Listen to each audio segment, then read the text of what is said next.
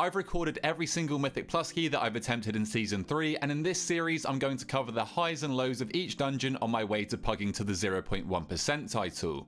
In today's episode, we're going to start off with a 25 throne, and in this one we actually do end up timing it. We had a super nice group for this key. The healer called for our defensive rotation on the first boss. So for the first one we were going to barrier, then we used our darkness, and then we went into a Zephyr. Those focused tempests really do hurt on Tyrannical. There is a way to bait it onto the correct person each time, but if you are unlucky and get it hit twice, without a heal in between, then you are definitely dead. It almost one-shots you at this level. Onto the third boss then. We all know how scary this boss is on a Tyrannical week. This was where I realized that the healer was a beast of a player. Really nice dispels on the flame shocks, and also just keeping us top throughout the whole encounter, keeping the tank up as well. We use this little pillar to line of sight the terrifying vision as well. You don't actually have to use the massive pillars in the center of the room. You can use these little pillars on the side with the little sphere on top of them, just in case you didn't know. Moving on to the gauntlet then, again, we played this super cleanly. Like, this group was pumping and also really nice on the CC kicks and all of that good stuff. It's kind of annoying as a BM hunter in this area because you just want to focus down the sentry so that you don't get the debuff to make the swell just basically instantly kill you. But the problem is our main offensive cooldown, Call of the Wild, just passively puts up Beast Cleave the whole time. So whenever I press kill command, I'm also doing massive damage to the ads. Not ideal, but the Boomy was just pressing Star Surge. They didn't seem to be pressing their Starfall in this area, sign of a good player. But yeah, we actually had no deaths throughout the entire gauntlet. Tyrannical week, I know, but still pretty impressive nonetheless. And then moving on to the last boss, the only thing that can really spoil your key at the end here is if you don't clear the puddles in time. So you just want to make sure that you bait them next to each other into a nice safe spot. And then I've heard that some groups run around together and instantly clear the pools pretty much, but I feel like in a pug it's definitely safer to just go your separate ways and make sure that you do clear the puddles. Again, you want to be clearing the puddles that are erupting here. They are the prior ones to cleanse. And then we complete the throwing 25 with about a minute left and only 4 deaths in the entire key. They were just random deaths here and there. Nothing really to learn from, in all honesty. Nice big overall from your boy, 360k. I don't know what it is about Beast Mastery in this dungeon. It just seems to pump. Don't get me wrong, there's a lot of pad to be had from the smally ads in the gauntlet and also when you first go upstairs. And we get 3 score out of this one. Not the biggest score gains in the world, but you just got to take what you're given at this point. So this pushes us up to 3,278. Now we move on to another timed key. Don't know what's going on here. Apparently I was having a bit of a good streak. We did a humongous pull at the start, pulled all of the smaller ads into the Keeper and also the Maiden, lusted it up and sent big damage. Just got to keep an eye on the Orb of Contemplation here. Make sure you're using defensives for the Ancient Radiance if it is already going off when you're low. And then keep kicks on those corroding volleys. Pretty happy with a 1.5 mil opener here. Not too shabby. But again, this key was super clean. Had a really nice group for this one too. In the sand area, the Boomy did die. Unfortunately, he just got melee attacked by one of the mobs that came in. His Starfall auto aggroed and did damage to it. And then, yeah, just came over and bopped him on the head. So he fell over to that. I guess Boomies probably want to play on the tank in this area, I would imagine, to avoid that in the future. But yeah, he racked up 2 deaths to that. It is just one of those ones where unfortunately the mechanic of his spell just gets him killed. Because obviously he's using his Starfall to damage the current mobs that we're already fighting. But then if other mobs do aggro, he's the first one to get a Starfall tick onto that mob. He gets the aggro and then he dies. Only had 2 deaths in this key. Like I said, super smooth key. We timed it with around 5 minutes to go. So we actually almost 2-chested this one. And we end up getting +5 score out of this one. Really not too happy with the score gains right now. Why are we getting low single digits right here? Not happy about that, but pushes us up to 3,283 Mythic Plus rating and on to the next one. Now we move on to a 25 Galakron's Fall. My favorite dungeon, if you didn't know already. Definitely on Tyrannical as well.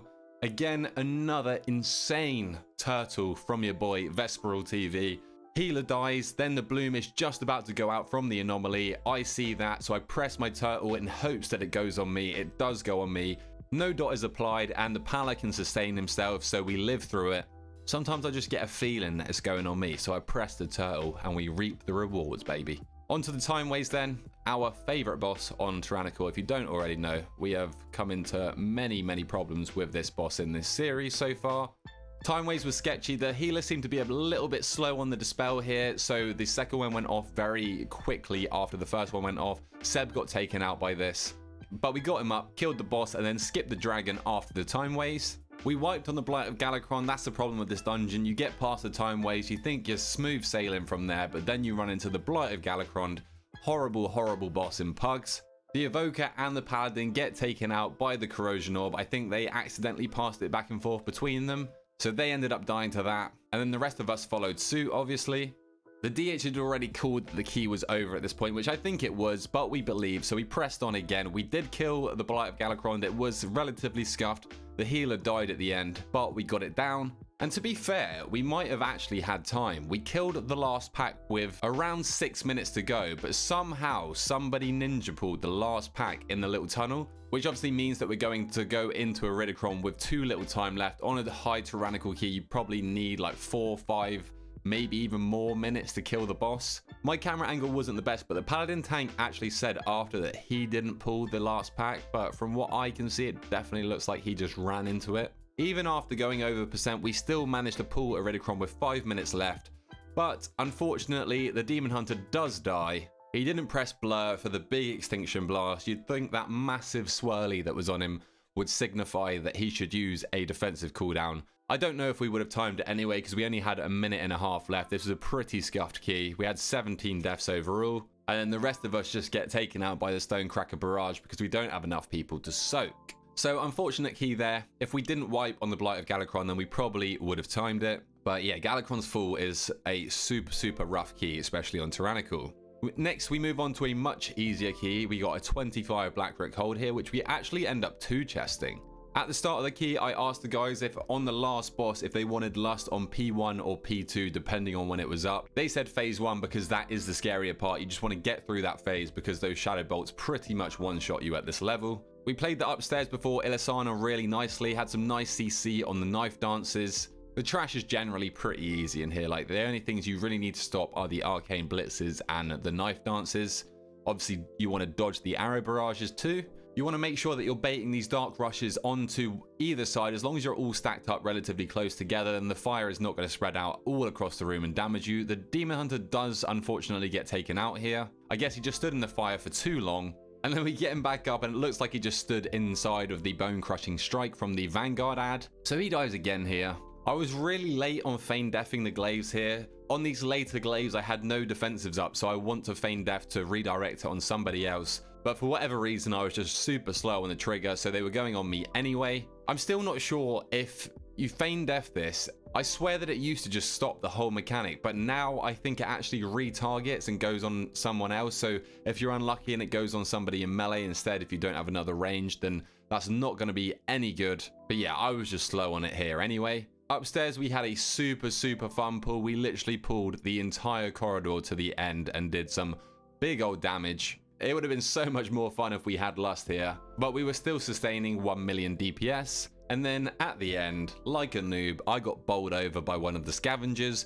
I don't know if I just didn't see him here or I just didn't respect how much damage he was going to do to me, but he just kept following me and then I ended up dying to him. Move up to Smash Bite. The tank actually ended up taking the first 3 charges here, which is really nice. Means that the rest of our group don't have to waste any defensives to soak for each other or any of that malarkey, and then we can use those defensives later in the fight or even use them after the massive stomp. We were also placing the lines really nicely here to not take up too much of the room. After we killed Smash Bite, we pulled all of the Lancers and Swordsmen all the way up to the top and did some big DPS. Really nice as a BM Hunter. I can't say it would probably be the same for a class like a Demonology Warlock. Having to constantly move from the Raven's Dives here does not sound fun in the slightest. Then we move on to the last boss. Obviously, we're going to send Lust here like we coordinated at the start of the key. I almost ended up getting the lock killed. Luckily, it was a Warlock that I baited it on towards, but I didn't see that I was targeted by the Brutal Glaive here, so I was running, to be fair, also away from the Dark Beam that was going through the middle.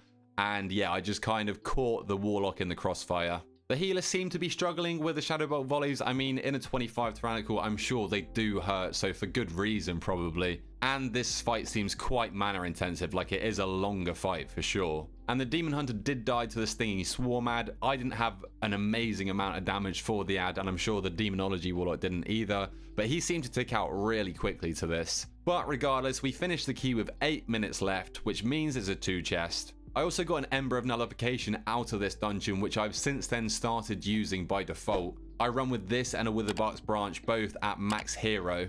This is just a really nice stat stick with agility and also versatility. We run with this because as a hunter, we are on the squishier side, so that verse really helps us become that tad more tanky. And for this one, we got +4 score out of this, taking us up to 3,287. At this point, after having these keys back to back, where I'm getting like 3, 4, and 5 score, I was like, how do you even get up to like 3.6, 3.7?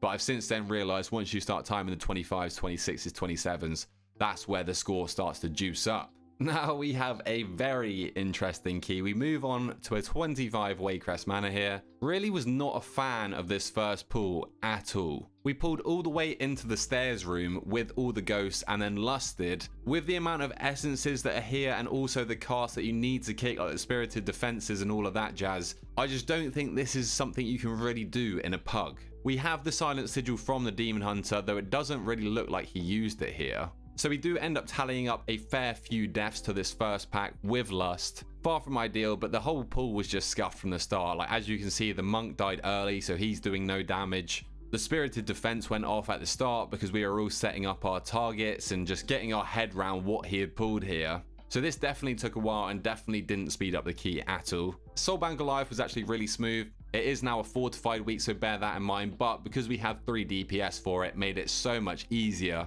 I'm normally used to playing this fight with an Org, so if you get unlucky and don't get it baited onto the Org, then it's Jova for the rest of your group. We had lots of deaths in the corridor and the kitchen. The tank fell over here. He kind of like semi-chained a dying pack into a steward pack. Those stewards really hurt tanks, especially on fortified weeks. They've got their meaty rampage where they do a lot of melee damage. After round the gluttonous, we did a big pull downstairs with the matron and bloodlusted here. For safety, I would have saved the lust for downstairs because that room all the way down the bottom is terrifying. But this did mean that we could get 2 lusts, and somehow that ended up meaning that we could actually time the key. 20 deaths here. I ticked low here from the etch. I definitely could have been more on it with feign deathing early, but then I got a dread mark as well, which ended up taking me out. Thing is, I probably live this fight if I do have my tenacity pet out, but of course I had to bloodlust this, so I don't have that. I got my exil and my health pot off, so if I just could press Fortitude of the Bear there as well, which isn't on the global cooldown, then I would have lived. Down the bottom, a soul volley goes off. We literally had all of our kicks on cooldown, as you can see here. We didn't have a kick from the druid, and that ends up going off. It killed me because I was already low, and I'm slightly squishier than the rest of the specs in this group, so I end up running back. We finish up Lord and Lady Waycrest with about 4.5 minutes left. We're on 26 deaths here.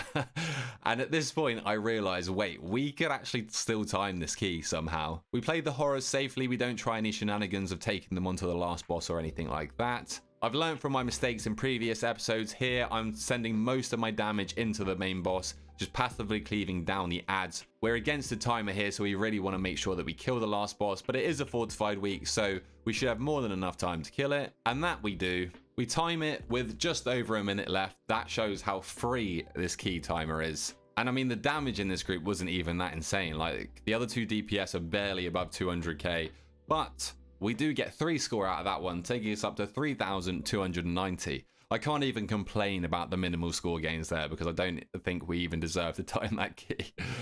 On to Amurazon's Rise 25 then, same week, so it's still fortified. We've got Raging this week, and that is what gets me killed at this first part. I really need to be more on it with the soothes. We also had an oppressing roar out from the evoker, but I'm literally watching this enraged mob cast corroding volley. I think by the time I realized I didn't have the global to soothe and then also stun it, I think it still would have gone off. But if I just soothed earlier, then I would have been able to stun it. The Shrouding Sandstorm did go off at the same time, so the evoker wasn't able to kick it, and the paladin looked like he was running over to save the evoker and kick that instead, so I get taken out. Takeouts here with no problems. I did end up failing the gauntlet. I thought I'd have a lot more problems with this gauntlet at the start of the season, but to be fair, it seems like I do one bang it every time, but that was not the case this time. After this, we jump onto the 2 scary dragons. We managed to rack up 800k DPS here on 2 targets, which I was super happy with. We did obviously send Bloodlust here as well, otherwise that would not be possible, but we just need to get the Bloodlust on cooldown again. Bot Vesp strikes again. He runs straight into the Mistweaver's volatile mortar. I was getting chased around like a madman by this bomber. I could have just CC'd him or just killed the bomber at the start, but I did get quite unlucky with the first mortar going straight into where I was running away from the bomber. I also died to the shockwave here on the boss. Now, Looking back on this, it still does not look like I was in it at all. Like, I'm so safe that I even strafed back in a little bit. I don't know if that's what gets me killed, but I've literally looked at this like 3 or 4 times now, and maybe my right pinky toe is caught in the shockwave, but is that really going to kill me? Probably not, but it does. So I get one shot by that. Very, very embarrassing right there. You don't want to be dying to big old frontals like that. Morchi was fine, as always. Pretty easy boss. The healer instantly died on the last 3 pack, which almost threw the key. Luckily, we were on it with defensives. We got some off heals and some group utility from the Evoker and the Paladin. The last boss is still sketchy, even on a fortified week. It's really not one to be messed about with. The boss is on 6% life here, and the healer, I think, ends up standing in one of the swirlies from the Infinite Annihilation, or Infinite Corruption, sorry. So he dies to that. We do still have 2 CRs up. The prop pally panics to run over and CR the Mistweaver and almost dies in the process, so that would have been the key over right there. Luckily, it was not, and we do end up timing the key with around 10 seconds left. And we get 9 score out of this, taking us up to 3,299. 1 score away from 3,300, so bloody typical. But we also do get a mount from this. I wish I'd opened it in the video, but I didn't. I think it was probably Midnight that I got from this, or maybe the Tombstalker. They're the ones that I can remember I got. Now we find ourselves in a 25 Everbloom. As always, massive pull at start, massive damage, you know the score. We pulled all of the Dread Petals into Witherbark. Now this is what I've been talking about in this whole series. The mage seems to just have popped all his cooldowns because there was so many targets up here.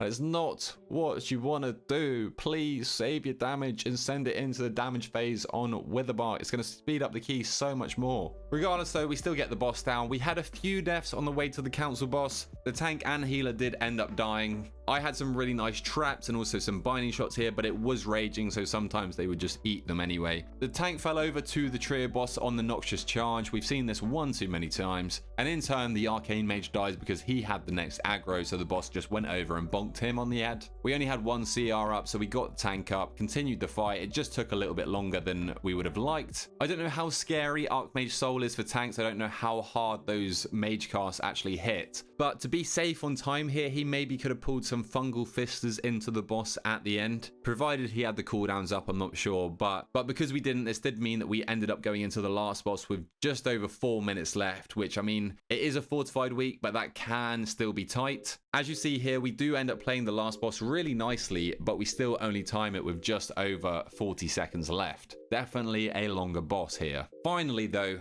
we tip ourselves above 3.3k. We go up to 3,306 score. We got 7 score out of this bad boy. W key, 423k overall. Really, really happy with that one. The last key for this episode then, we have a 26 Waycrest mana. On the first boss, I tend to turtle the Jagged Nettles if it's on me. If you do play with an Evoker or even a Paladin, sometimes they'll bop it off you or Cauterizing Flame you, and then you end up wasting your turtle. But I think generally in these higher keys, it is definitely worth it to do. Again, we seem to have a problem with Afflicted in this key. It seemed to keep going off, so we lost a lot of damage there. The Soulbound Goliath was fine because we had 3 DPS. That being said though, the fire AoE was almost killing us all.